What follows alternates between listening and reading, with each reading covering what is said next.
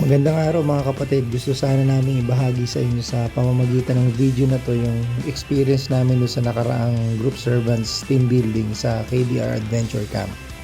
Para kahit papaano po magkaroon po kayo ng idea doon po sa mga hindi pa nakakasama kung ano po yung mga kaganapan at mga dapat nating dalhin sa team building.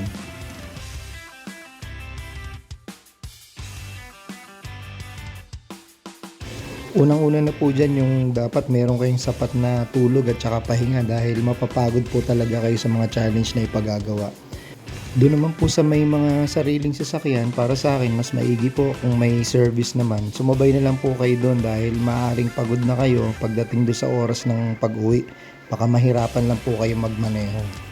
Sa mga dadalhin naman po, magdala po kayo ng mga pamalit na damit dahil malaki po ang chance na marumihan kayo at mapawisan.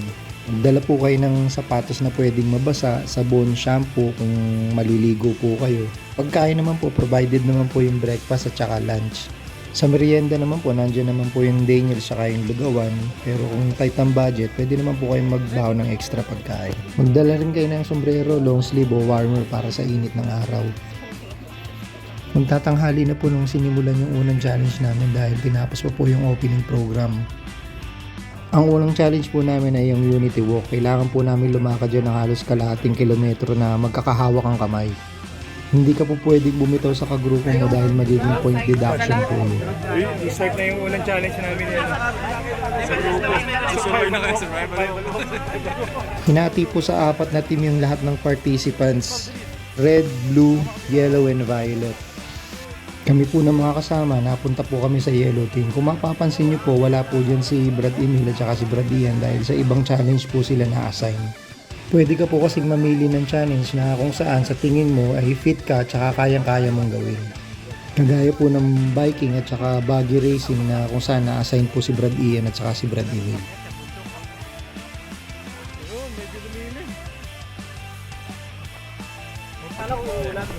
Red Bull. You know? Oh, tol. Nangalahati naman tayo.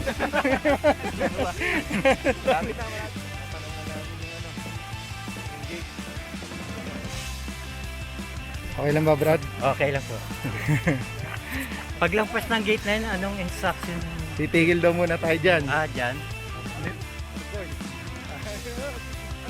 Pinaka-importante po mga kapatid yung pagsunod ng klaro sa mga instruction sa mga challenge na ipagagawa sa inyo. Wala naman sinabi pwede na magbitaw. Sabi, steady lang eh. Kapit lang, walang bibitaw ah. Ano ulit? Kaya pa. Natapos na namin yung ano, Kami tayo mamaya pag unang challenge. Pagkain sa Punta na kami sa next challenge. Napansin ko din doon mga kapatid na lagi may nakaabang na mga medic tsaka ambulansya kaya safe na safe talaga. Anong kalamansi? Medyo malayo rin ang mga lakarin papunta sa mga susunod na challenge.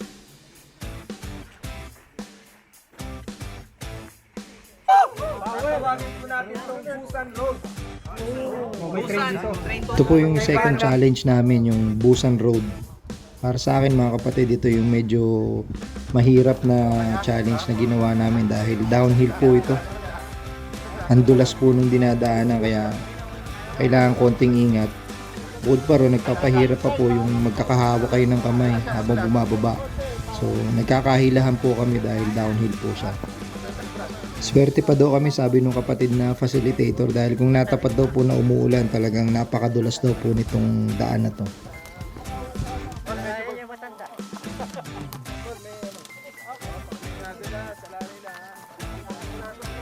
Pagkala mo konti, naiinila yung baka natin.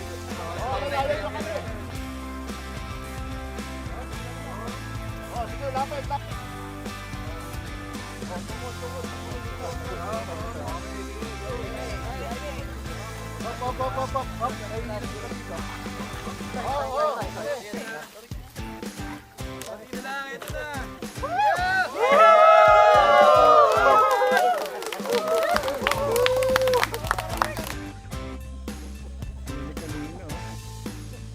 Kinuhanan ko na rin po ng video yung grupo na kasunod namin para at least makita nyo po sa point of view na to kung gaano po kataas yung binababa namin kanina.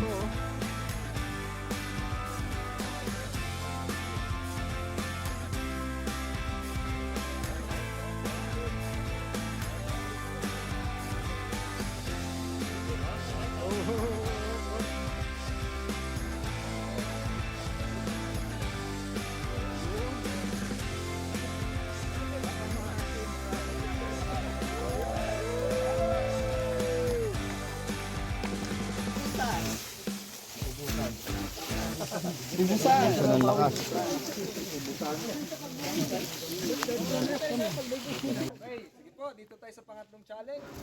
So lumabas po na third place kami dun sa Busan Road, pati po dun sa unang challenge namin na Unity Walk. So ito po, papunta na po kami dun sa sunod namin na challenge. Medyo mahaba din po talaga yung mga lakarin papunta dun sa sunod na challenge, kaya maganda po kung may dala-dala kayong tubig para kung sakaling mauho kayo may maiinom po kayo. Challenge tol. Tuto mo. Pangatlong challenge, ito po yung ating Batis Road. Ito na po yung pangatlong challenge namin, yung Batis Road. So ang gagawin po namin dyan, kailangan po namin bagtasin yung track niyang Batis na yan hanggang dun po sa finish line. Maswerte po kami dahil wala pong tubig yung Batis ng araw na yan.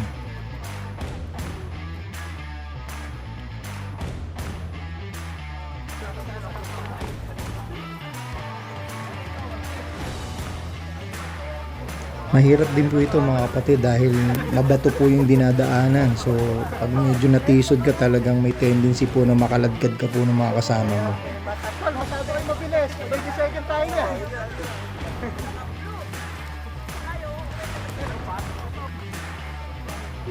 Isa pa po mga kapatid, narinig ko po doon sa facilitator na bawal po talaga ang tsinelas dito sa mga challenge na to.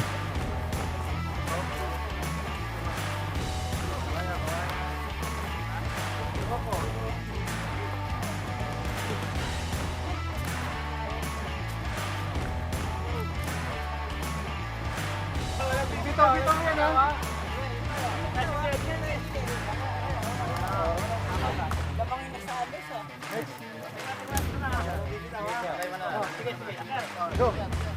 Kapit.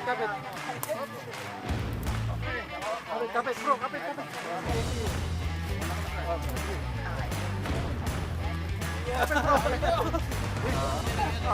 Consistent pa rin tayo.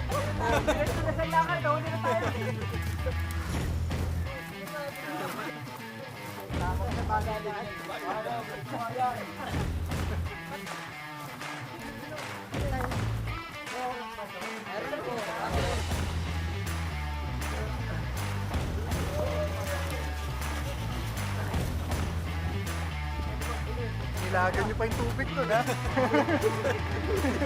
Tubig din dito. Di ba lang ha?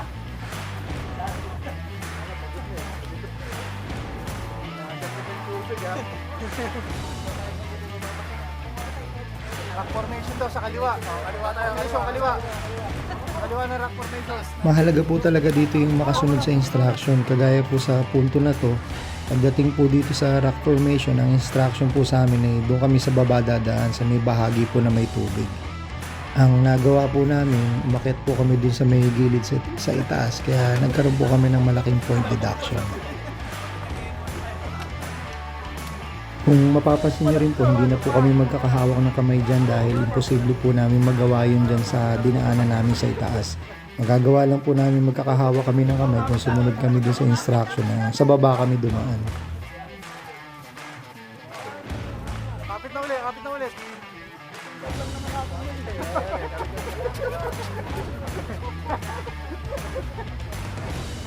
Bali yata, dinaanan natin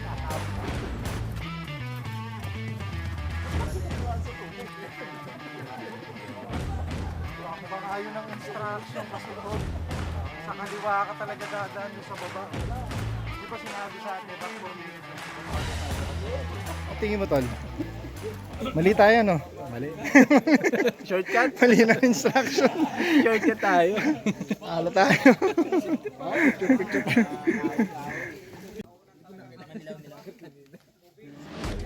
So sa punto pong yan, natapos na po namin yung third challenge namin. Lumabas din po kami na third place dyan sa challenge na yan.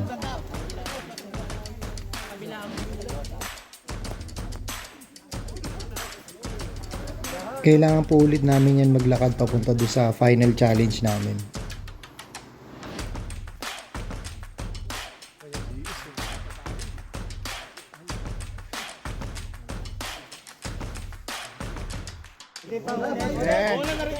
Final na. Final na. Kami naman ang huli. Oo nga. Malamang nandun na yung mga pagkain. Last challenge. Ito po yung final challenge mga kapatid, yung millennial steps. Pero 135 steps lang po naman yung pinanik namin dyan. Pero mahirap din po yan dahil yung punto na yan, medyo pagod ka na po kakalakad. Tapos papanik pa po kayo ng hagdanan.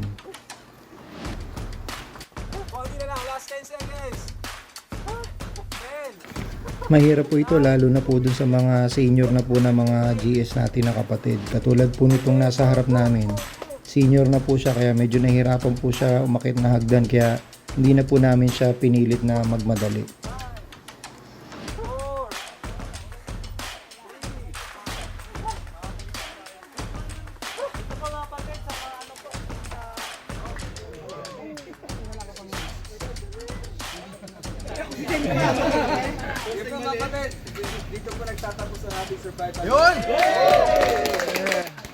Sa punto po na yan mga kapatid, natapos na po namin yung lahat ng challenge. Siguro po umabot ng mahigit kumulang 2.5 oras bago namin natapos lahat-lahat. Kain na. Bahid. Ng Diyos, ano ba? Wala namang injury. Wala naman. Naman ng Diyos. Kaso laging ano. Consistent. Third Number place. 3. Third place. Ewan ko lang sa ibang games na tol. Meron pa. Meron pa iba eh. Yung sinalihan ni na Brad Emil tsaka ni Iyan. Brad Ian. Sa kabila. Oo. Kami, saan ba tayo pumunta nito? Lunchtime na ba? May mga games pa raw. Meron pa. Tayo nga ako. Sige, mamaya ulit. May isa pang game kaming sinalihan ni Brad Boy after niyan pero hindi ko na po na-document dahil doon po sa laro na yun kailangan ko pong gamitin yung dalawang kamay ko. So, hindi ko na po siya nakunan ng video. So, ayun, after po nun, kumain na po kami ng lunch tapos nag-shower na po kami, naligo, nagpalit ng damit dahil after po nun yun na po yung time na magpapapicture kay kuya tapos may mga konti po siyang mga bilin.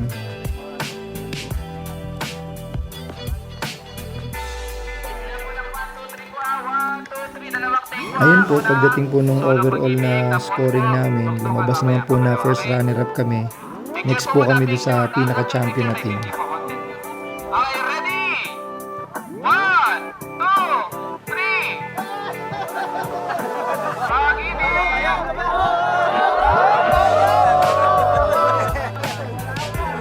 Okay, dugtungan.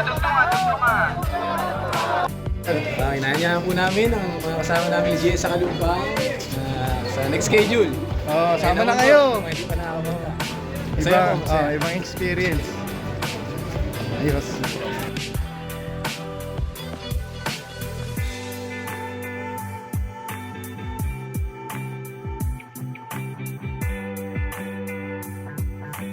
Napakasaya ng experience mga kapatid dahil may chance ka dito na makita mo ng malapitan si kuya, mayakap, makapagpa-picture. Bukod pa doon yung bihira kasi yung chance na makasama natin yung mga ibang kapatid na galing pa sa mga malalayong lugar tsaka probinsya.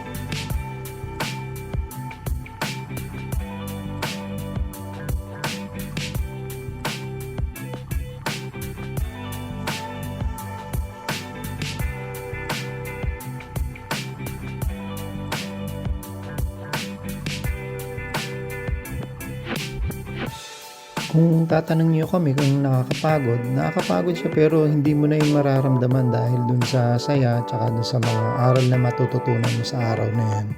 Kaya mga kapatid na GS, sa susunod na schedule loobin, magpa-schedule na po kayo. Dahil sulit po talaga yung araw na yan. Salamat po sa Diyos.